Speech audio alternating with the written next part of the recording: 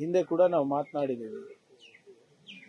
ಯಾರೇ ಅಧಿಕಾರಿ ಇರ್ಬೋದು, ವ್ಯಕ್ತಿ ಮೇಲಿರ್ಬೋದು, ಸಂಸ್ಥೆ ಮೇಲಿರ್ಬೋದು ಅನುಮಾನ ಬಂದಾಗ ಅವರು ಸ್ವಪ್ರೇರಣೆಯಿಂದ ರಾಜೀನಾಮೆ ಕೊಟ್ಟು ತನಿಖೆಗೆ ಅವಕಾಶ ಮಾಡಿಕೊಟ್ಟು ಅದರಲ್ಲಿ ಅವರು ದೋಷ ಮುಕ್ತ ಇದ್ರೆ ಕಂಟಿನ್ಯೂ ಮಾಡಬೇಕು.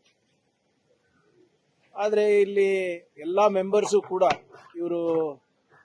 ಇವರಿಗೆ ವಜಾ ಮಾಡಬೇಕು ಅಂತ ಹೇಳಿದಾಗ ಇವರು ಹಠ ಹಿಡಿದು ಇಲ್ಲ ನಾನೇ ಇರ್ತೀನಿ ಅಂತ ಹೇಳೋದು ಸರಿ ಇರಲಿಲ್ಲ.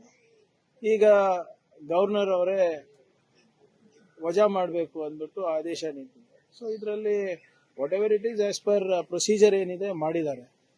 ಆದರೆ ಮುಂದೆ ಇದನ್ನ ಸರಿಪಡಿಸಬೇಕು. ಮತ್ತೆ ಏನು ನಮ್ಮ ಯುವಕರ ಭವಿಷ್ಯವನ್ನ ಸದೃಢಗೊಳಿಸಲಿಕ್ಕೆ ಈ ಸಂಸ್ಥೆಯನ್ನ ಬಲವರ್ಧನೆ ಕೂಡ ನಾವು ಮಾಡಬೇಕಾಗ್ತದೆ. ಜನರ ಮತ್ತು ವಿಶೇಷವಾಗಿ ನಮ್ಮ ಯುವಕರ ಭವಿಷ್ಯ ಜೊತೆ ಚೆಲ್ಲಾಟ ಆಡುವಂತ ಯಾವುದೇ ಸಂಸ್ಥೆ ಇದ್ರೂ ಕೂಡ ಅದನ್ನ ನಾವು ಸಹಿಸಬಾರದು. ಯಾಕಂದ್ರೆ ಬಹಳ ಕಷ್ಟಪಟ್ಟು ಇವತ್ತು ನಮ್ಮ ಯುವಕರು ಹುಬ್ಳಿ, ಧಾರವಾಡ, ಬೆಂಗಳೂರು, ಡೆಲ್ಲಿ, ಹೈದರಾಬಾದ್ ಇಲ್ಲೆಲ್ಲ ಹೋಗಿ ಅವರು ಎಕ್ಸಾಮ್ ಪ್ರಿಪರೇಷನ್ ಮಾಡ್ತಾರೆ, ಹಣ ಖರ್ಚು ಮಾಡ್ತಾರೆ.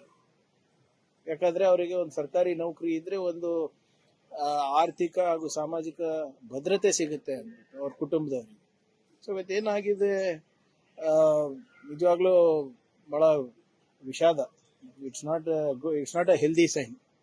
ಬಟ್ ಇದನ್ನ ಸ್ಟ್ರೆಂಥನ್ ಮಾಡಬೇಕಾಗ್ತದೆ. ಮತ್ತು ನಮ್ಮ ಯುವಕರ ಭವಿಷ್ಯವನ್ನ ಸೆಕ್ಯೂರ್ ಮಾಡೋ ನಿಟ್ಟಿನಲ್ಲಿ ನಾವು ಸಂಸ್ಥೆಗಳನ್ನ ಬಲವರ್ಧನೆ ಮಾಡಬೇಕಾಗುತ್ತೆ. ಸರ್, ಇದು ಕೆಪಿಎಸ್ಸಿ ಸ್ವತಂತ್ರ ಸಂಸ್ಥೆ ಆಗಿರೋದ್ರಿಂದ ಹೊಸ ಕಾನೂನಿನ ಸರ್ಕಾರ ಕ್ಲೀನ್ ಮಾಡಬೇಕು ಅಂತ ರೆಡಿ ಇದೆ. ಬಟ್ ಅದಕ್ಕೆ ನೋಡಿ, ಇದ್ರ ಬಗ್ಗೆ ಸಾಕಷ್ಟು ಚರ್ಚೆ, ಆಲ್ಮೋಸ್ಟ್ 3 ದಿನ ಚರ್ಚೆ ಆಗಿದೆ ಸದನದಲ್ಲಿ.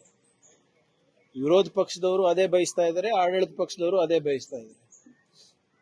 ಕೇಂದ್ರ ಸರ್ಕಾರಕ್ಕೆ ಒಂದು ಮನವಿ ಮಾಡಬೇಕು, ಜಾಯಿಂಟ್ ಆಗಿ ಏನಾದರೂ ಕಾನ್ಸ್ಟಿಟ್ಯೂಷನಲ್ ರಿಫಾರ್ಮ್ಸ್ ತರಬೇಕಾಗ್ತದ ಇದಕ್ಕೆ, ಅಥವಾ ಇಲ್ಲಿ ನಾವು ಏನಾದರೂ ಒಂದು ರಿಫಾರ್ಮ್ಸ್ ತರಲಿಕ್ಕೆ ಸಾಧ್ಯ ಇದೆ, ಅವೆಲ್ಲ ಕಾನೂನಿನ ಸಾಧಕ ಬಾಧಕ ನೋಡ್ಕೊಂಡು ಮಾಡಿದ್ರೆ ಒಳ್ಳೆಯದು. ನೀವು ಹೇಳ್ದಂಗೆ ಯುವಕರಿನಲ್ಲಿ, ಸಾರ್ವಜನಿಕರಿನಲ್ಲಿ ಸಾಕಷ್ಟು ಅನುಮಾನ ಮೂಡಿದೆ.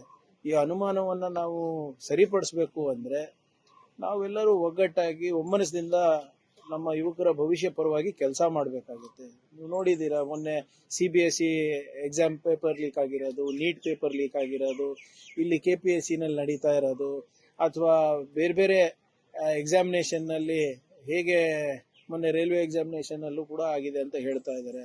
ಸೊ ಹಾಗಾಗಿ ಸ್ವಲ್ಪ ಟ್ರಸ್ಟ್ ಡೆಫಿಸಿಟ್ ಇದೆ, ನಂಬಿಕೆಯ ಕೊರತೆ ಇದೆ ಈ ಸಂಸ್ಥೆಗಳಲ್ಲಿ. ಇದರಲ್ಲಿ ಒಟ್ಟಾಗಿ ಎಲ್ಲರೂ ಶೇರ್ ಮಾಡೋದು ಸೂಕ್ತ, ನನ್ನ ವೈಯಕ್ತಿಕ ಅಭಿಪ್ರಾಯ. ಕರ್ನಾಟಕ ನ್ಯೂಸ್ ಬೀಟ್ ಫಾಲೋ ಮಾಡಿ, ಸಬ್ಸ್ಕ್ರೈಬ್ ಮಾಡಿ.